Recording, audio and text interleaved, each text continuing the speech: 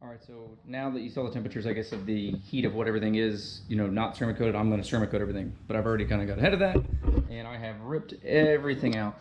I am so tired of dealing with coolant between puncturing a radiator, to swapping radiators, to the initial install the radiator, to breaking a wastegate line. Every one of those times there's coolant involved, and I am just tired of dealing with coolant.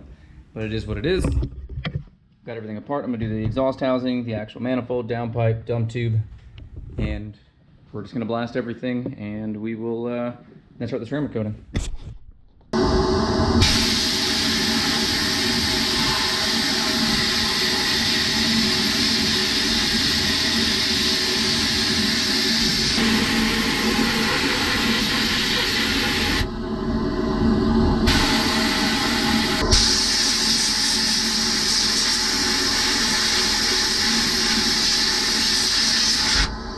So before I actually blasted this, which already is, I took some easy off. You could do brake clean. Easy off seems to work pretty well. And I'm just literally coating it, spraying it and filling all the runners and letting it just kind of sit for a minute. And scrubbing it with a scrub brush just to get as much as I can of the carbon that's built up over me driving, just to get it out. And you see they blasted pretty well. But I would coat everything on the outside first, get everything off, all the grease, before you throw it in the blaster. Alright, so here's the little makeshift little paint string. Everything's pretty much been blasted. Including the turbo manifold. And now, Cerakote doesn't say to do this. It tells you actually to only put like approved stuff on it. I've already pretty much came out of the sandblaster, done this once, I'm doing it again. I'm just kind of hosing everything. It's just a OCD. I've touched stuff with my hands, and a lot of things online say that the greases don't really play as much of a role with this paint. But just out of OCD habit, and it leaves no residue, so it shouldn't be a problem. I mean, we'll find out. Hopefully for the better. And since I've already done this 100 times,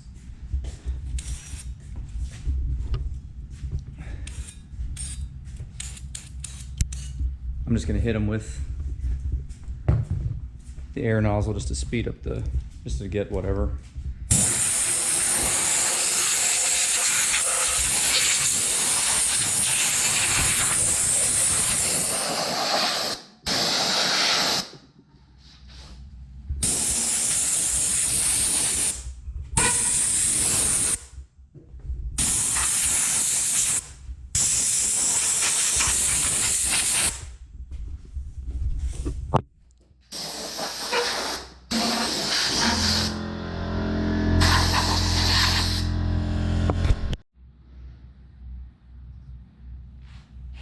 All right, so this is the Harbor Freight gun I'm using. Came with this regulator. I just bought one of these cheap little filters to go on it, and I've also got one on the tank. It's got a 0.8 millimeter tip, which is what Cerakote recommended. I'm gonna do the same thing how I set the last paint gun up. Basically loosen, oop, I was pretty much at the end there. Pull the trigger all the way. I'm gonna turn this in until it just stops, which is basically right, it's just right there. I'm gonna lock it. Now there's no marks on this. There's no like 1, 2, 3, or 4 like the other guns. So I'm just gonna put a blue Sharpie here at 12 o'clock-ish.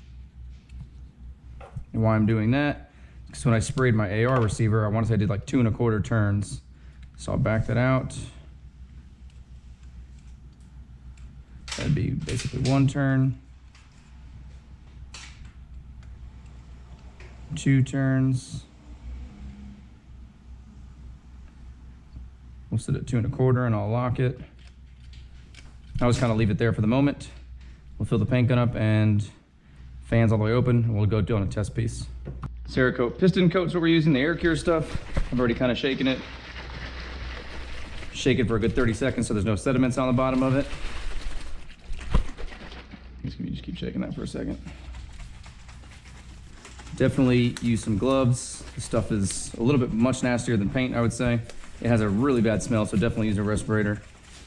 If you look at the paint filter that I'm using, it's just one of the ones from Harbor Freight. It's like the 110 to 120.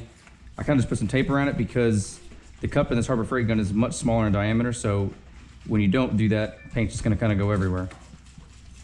All right. Can you open that or no? All right. What do you think, 3 ounces? You saw what we did last time was 2 ounces. Yeah. So you think 3 would be enough? I think so. Hold on a second. We're gonna go 3.5. Let's go 3.5. Okay.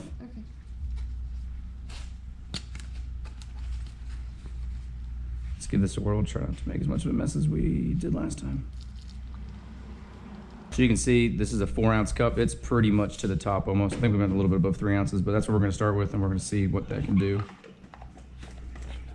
A little test box over here. So Cerakote says it should be, the fan should be anywhere from 2 to 3 inches. So this is with it all the way, once it's closed. I'm gonna move the fan right there just about that. That's what I had it last time. I don't see any runs. Let's try to just turn the knob in. Just a little scotch.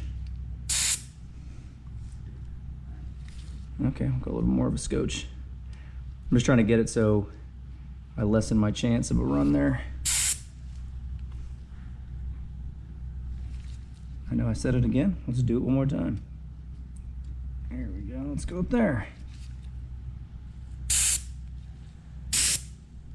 I like that a little bit better. And it's a little smaller of a fan there now, so I can kind of, should be able to overlap stuff here. So Cerakote says to start with the hardest part on a piece first. This is the less pretty part, the dump tube. So I'm going to start on the dump tube and just kind of see what we got going on here.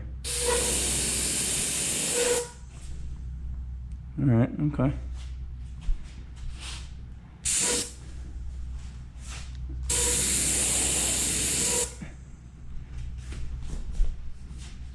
Oh, and I've got my PSI at 30, so if you watch when I hit it halfway, whoop, it's a little bit below 30 now.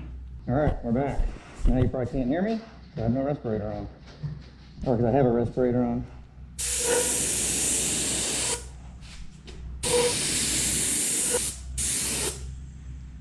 All right, I'm just gonna kind of leave that alone. I'll let it sit there and I'll see what it looks like when we come back to it.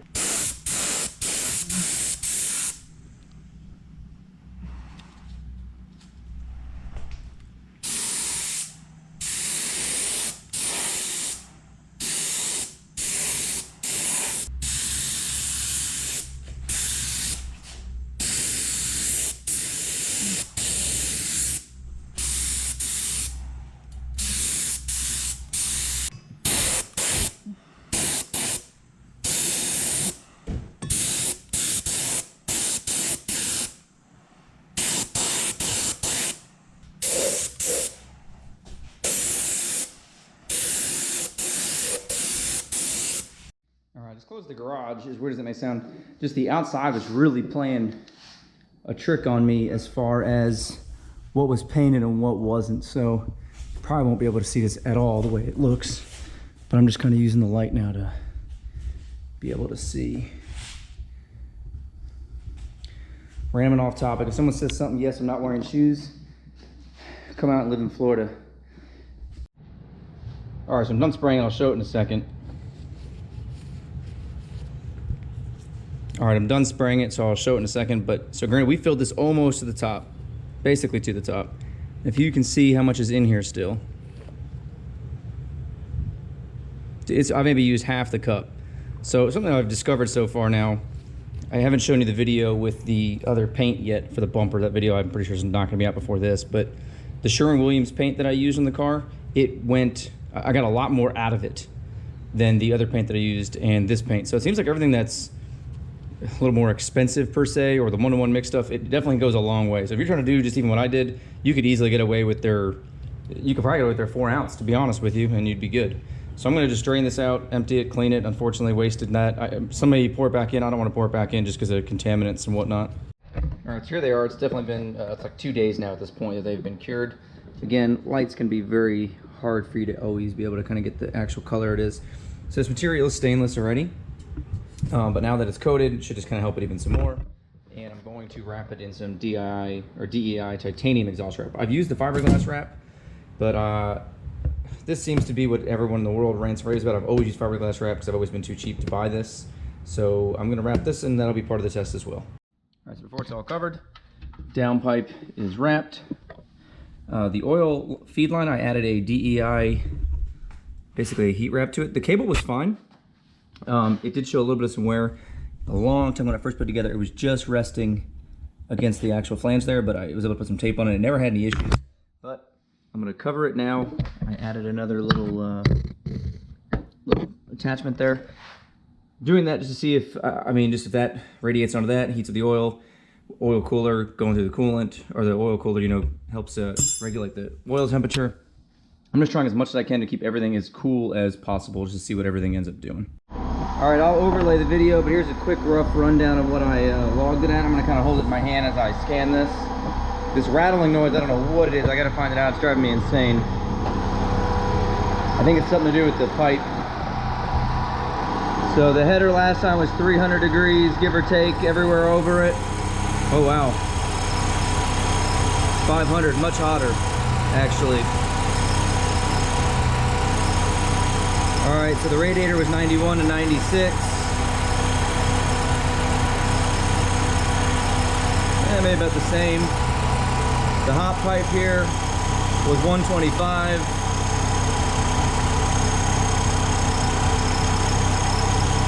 Maybe about the same. Intake pipe was 118 to 123. Maybe about the same. Wastegate was 270. That may be a little bit cooler. The actual pipe itself, 180. Oh wow, that's like 132, so that's drastically cooler. I will say this, I can have my hand right here. Before, I will say it was steaming, like I could not put my hand that close. All right, so there's all the results right there. Something that was super weird as soon as I put the thermometer on it was the manifold was like 200 degrees roughly hotter.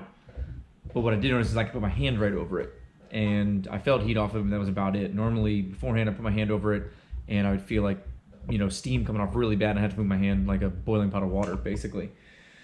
But you would think then, I'm guessing this Cerakote just kind of is keeping maybe the heat in the manifold itself, which maybe will help with some spool time coming into the turbo, and I can assume it's only doing the same for the exhaust housing. Because the readings on everything else is pretty much the same temperatures as it was before, except for the dump tube was a little bit cooler, and so was the wastegate itself, which if it prolongs the wastegate, that's fantastic. Time will tell, but that is the immediate results as of right now. I did probably put about 20 miles on it and got on it quite a few just to get everything going, but it still is holding its color as of right now. Let me get some drives in a little bit, but the color is super unique. It's, I don't know what you want to call it, like a sandy, metallic-y beach, pearl, I don't know what it is. Cerakote calls it piston coat is what they call it. I originally was going to do burnt bronze. I ordered burnt bronze. I have it. I did a firearm on it, and then I also have this color too. So I ended up doing this because the burnt bronze, I felt like when I popped the hood, it would, as beautiful as the color is, it's an awesome color. I didn't know if it would just like, boom, like it would just take your eye away. I don't know. This just kind of looked a little neater, and I'm happy with what it looks like. It does look a little bit just different. So that's it for this video. Next video should and most likely will be the front bumper. If you already follow me on Instagram, you'll see the bumper is on the car. I'm trying to show you that now. But yeah, so again, thanks for everyone that's watching, anybody that's new, and hope you guys continue to just watch whatever else I end up doing to this car here. I do have some other pieces, I guess I will say, in case anyone's curious. This little back corner, so future videos. I've got a Quaife quick steering rack, a new rack itself. Got some Hush brake lines. Got a new master cylinder, a little bigger one. I just need to figure out what brakes I can fit underneath my 13-inch Lenzos without having to, like when I go to the direct trip, I can just take the the wheels off, put the 13s on, and not have to worry about my brake calipers. But I want to get a little bit bigger brakes, nothing crazy, but just a little bit. So again, thanks for watching. Hope you guys tune in again.